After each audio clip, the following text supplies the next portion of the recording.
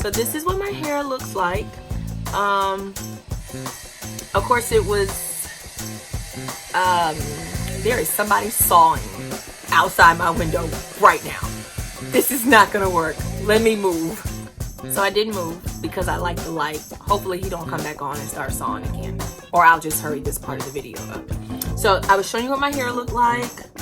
I forget how many weeks I'm past my retie. I think I'm like 2 going into 3 next week.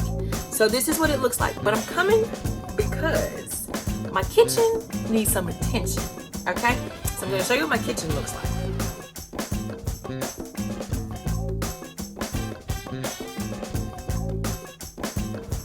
I can't keep walking around like this because I just, you know. So I'm going to go see my barber.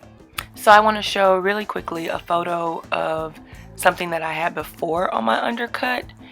And I would love to have something like this cut back into my head, but with my job I can't exactly have a style like that, so we'll see what we come up with today.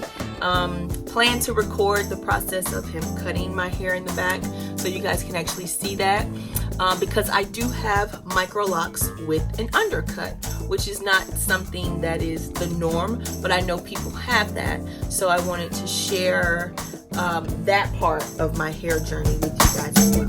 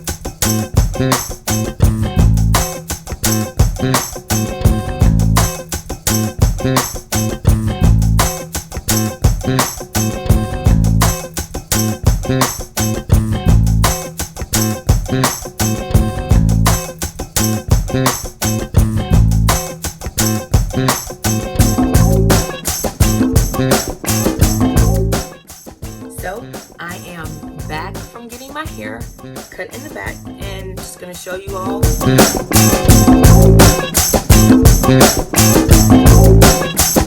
It's really simple.